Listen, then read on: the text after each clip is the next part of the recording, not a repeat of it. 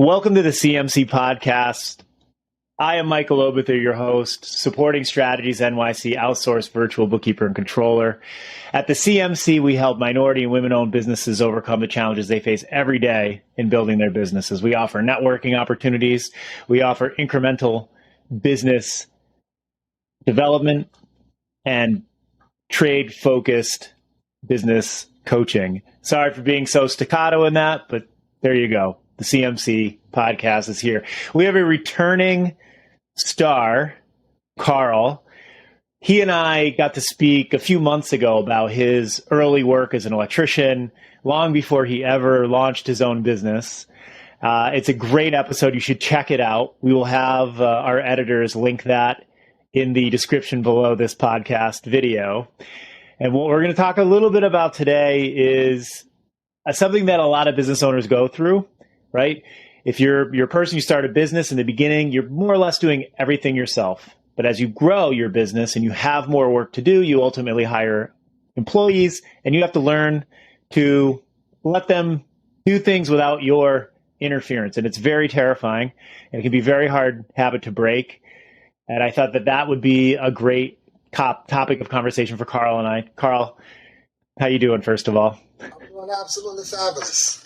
How are you, Mike? I love it. I am also doing fabulous.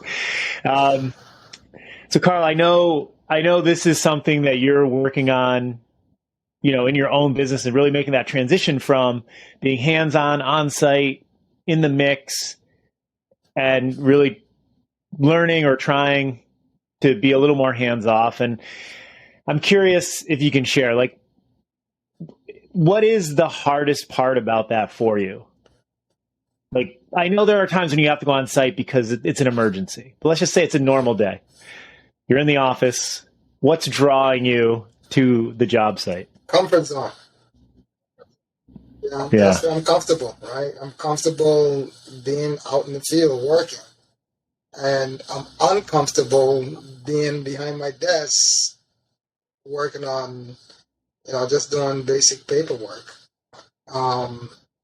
So a lot of times, my knee-jerk reaction is to jump out of my chair and run out into the field. Whereas I should have someone else to put that fire out, whatever that may be. Or call the fire department if it is a fire, right? Because I'm not a firefighter. That's the main thing. That's my comfort zone, and the easiest thing is to run back to what you're comfortable with. And that's the challenge. Part of the challenge. Yeah. Is part of it, and this is just a real question, is part of it, sometimes we're doing, I'm an office dweller for the most part, but that's really pandemic life. Before the pandemic, right, I'm a business development person. I was in the city every day, a lot of in-person meetings, a lot of lunches and breakfasts and cocktails and events and all, I'm in front of people face to face all day long. And it was I know this isn't exactly the same thing, but it was a big transition to be here in front of this camera and working on my computer because it didn't feel as productive, right? I was still communicating with people, still maintaining relationships, but it felt a lot different. It didn't feel productive. And I'm curious if you're doing paperwork and it's mundane maybe, but it is productive. But does it have the same feeling for you as pulling wire? It definitely does not have the same feeling. So let me back up a little bit. I never wanted to work in an office, right? I had the opportunity to become a Board of Ed teacher when I was graduating high school, and I turned it down, not once, but twice, because I didn't want to work in the same building all the time, around the same people. I definitely didn't want to work at a desk, right? And that's why I became an electrician. Mm-hmm. But I also wanted to become an electrical contractor. I wanted to make sure I got my license and become an electrical contractor. And along the way, I was told that if you're going to become a successful electrical contractor, you have to stop being an electrician and become a business person. And that's just the reality of it. So I don't get the same fulfillment being behind the desk doing paperwork as I did when I was out in the field. But I just start to embrace the challenge of learning something new, learning how to be a business person, learning how to think like a business person, how to, sit down and do your paperwork and get things done. And it's a challenge, and sometimes, it scares the crap out of me. And that's when I jump up and I run out in the field or something, right? But it is a challenge, and yeah, every so often I have my they call it backslide, like when you slip back into your old habits.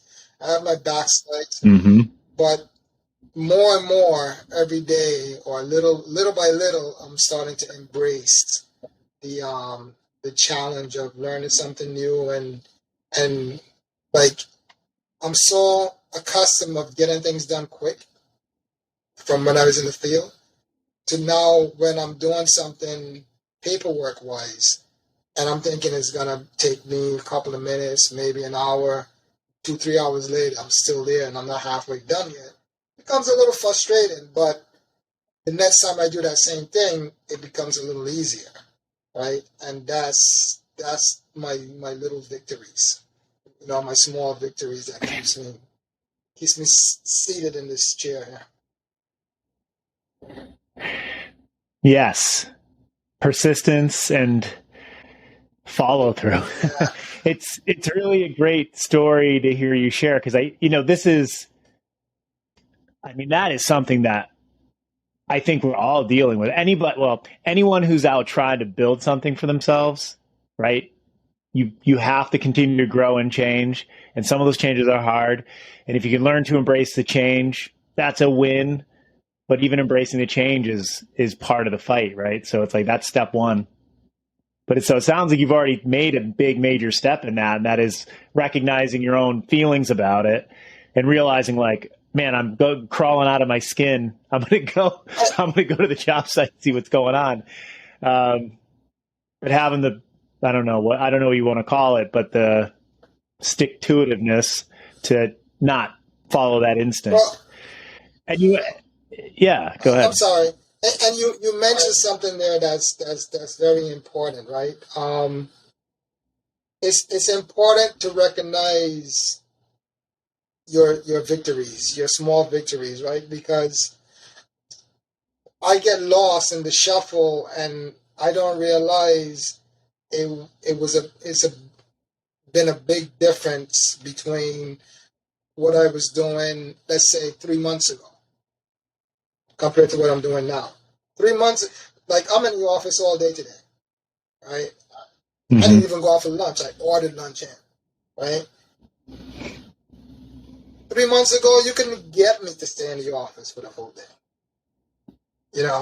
or like, even if I said, okay, I got to go to the office and I got to go do this, and this, I'll probably do something else. And by the time I get to the office, half the day is gone. So I wouldn't have enough time to do it.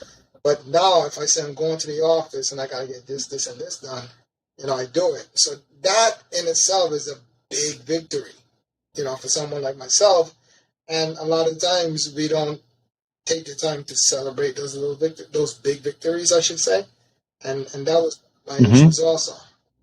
And also something else you touched on, supporting cast, right? People that will see that you're making changes and you're accomplishing things, and they'll say, hey, that's great, or, just to give you a little pat on the shoulder. Those things go a long way also. So having a supporting cast or people around you that's going through the same thing or have been through it that can sharing your struggles goes a long way.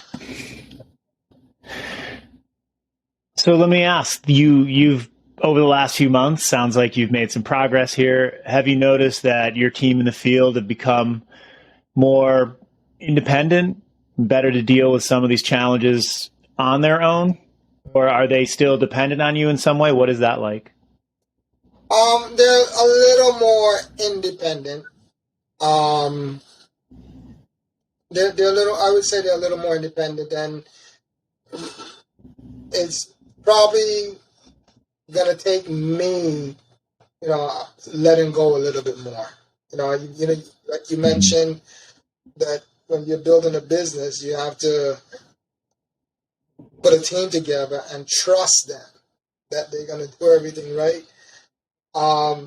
So I have high standards for the quality of work that we do, and obviously electric is a dangerous thing, right?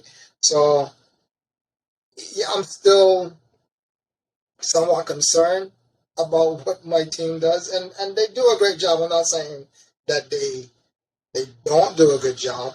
I think it's just me and my own personality of how I want things done or how I think it should be done. So I still need to work on that arena a little bit and take myself away and, let them sink or swim a little more often. Yeah. It is interesting that your own progress will dictate their progress, right? The less often you're there to correct them or tell them what they should be doing, the more they're going to have to think about what's the right thing to do here and do it. That's true. Yeah. That's true. So I was listening, there's a podcast I listen to. It's very business focused. And this is the conversation that they were having in the episode I was listening to today. And this guy he's got a massive business. He has hundreds of employees. And his comment was on this topic, how do you know the question was, how do you know your employees aren't going to screw up? And he's like, no, that's the wrong attitude. They are. You have to be okay with the fact that they are going to, but you have to realize like those mistakes they make are the learning opportunities, right? So you have to make them do it again or fix the thing. And, especially in your industry, that's money, right? Because that's time. It could be materials. If the inspector comes through and there's something egregious, like that's not a great thing for you, right? So there is maybe your industry versus his industry a little bit more weight on doing it right because it is electrical work after all. But there does seem to be this strong relationship between you being hands off and being like, I don't know, guys, get it done, and their ability to actually get it done. So, yeah. So going forward, do you have like a personal strategy for helping yourself continue to progress in this? Right? You said earlier, it's like there's this instinct to get up and run to the job site. So we're aware of our feelings. We know that that's going to happen. Is it really just a matter of resisting that? Or is there something else you think you need to do to become, more comfortable with the whole process? Process is the right word. A couple of things that I think, a couple of things that's gonna make me do what I'm supposed to do. One, focus on the bigger picture and what I'm doing, right? Because attaining the bigger picture, I'm not going to be able to attain that by running out in the field, by being up on a ladder, turning the screwdriver. So maintaining that focus and using tools to help me maintain that focus. And one of the most important tools that I find is helping me is using my calendar and my daily planner more frequently.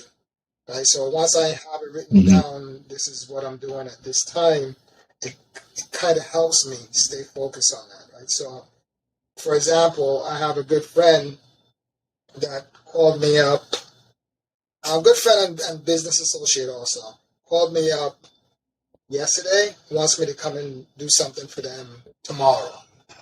A couple of months ago, I would have dropped everything and went and got it done for the guy. But now I'm like, tomorrow, something on the calendar already. You can't get to it. I'm sorry, I'm booked. You either have to wait or call somebody else. So if I didn't have my calendar, or if I didn't put myself in the habit of checking my calendar when someone is asking me to do something, I would have either double booked myself or it would have gone wrong.